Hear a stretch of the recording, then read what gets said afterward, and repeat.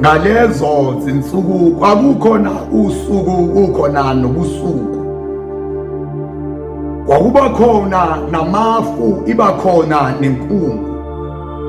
Kwakunomehluko phakathi kwakho konke lokhu ngalezo zinsuku. Kwakunomehluko phakathi kobumnyama nokukhanya.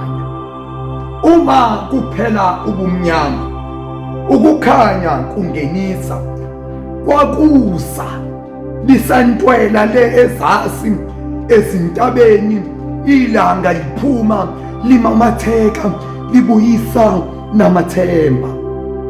Uma kuphela ukukhanya, ubumnyama bungenisa, kwakuhlwa malithambama nxa libuya ngomtsha wendoda liyozilahla konina.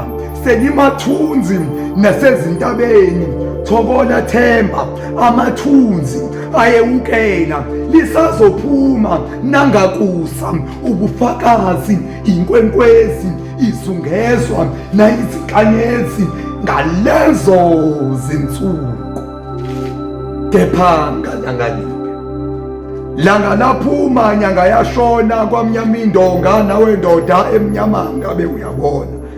Laphuma ilanga, la bibitheka, la khala izinyembezi ezivutha umlilo, qhuma intabamlilo esizweni sakithi baZulu. Ngizwile nangandlebenye kuthiwa bakhala esifanayo nabo ondlebe zikhanya ilanga, bathi siye salibona salibeletha, ngoba nathi thina baNzulu siye salibona olabonwa uSawula. Ngiyafisa ukwazi ukuthi kaze uma kushona leli langa iyozala ngomoya, ngoba kulezi zinsuku ungasekho umehluko phakathi kobumnyama kanye nokukhanya, ngoba besebumnyameni bebenokuthokoza ngendlela zabo ezimbi zobumnyama. Abanye bahluthukelwe nayisinhliziyo uma lisheshe lashona, uma lisheshe laphuma ilanga, bengakaqibizeli ngemisebenzi yabo yobumnyama nezimfihlo. Ngoba abanye leli sime ngabe liphuma ilanga baphume kunye nalo, bewehla benyuka emgaqweni, bangabi nandaba noma lishisa kangakanani ilanga. Abanye babo basuke bethengisa, abanye bekhangisa, abanye ngisho nangemzimba yabo, kepha nemzimba esinikela ngayo inesisekelo, kepha labantu esinikela ngayo kubona kabanawo ngishintshisekelo. Inzima-ke impilo esabelweni makhelwane uma ungakanani, inzima-ke impilo esabelweni makhelwane uma ungakanani. Ngalezi zinsuku, ngalezi zinsuku, ilanga elithi meliphuma lisuke selikulungele ukushona labantwana.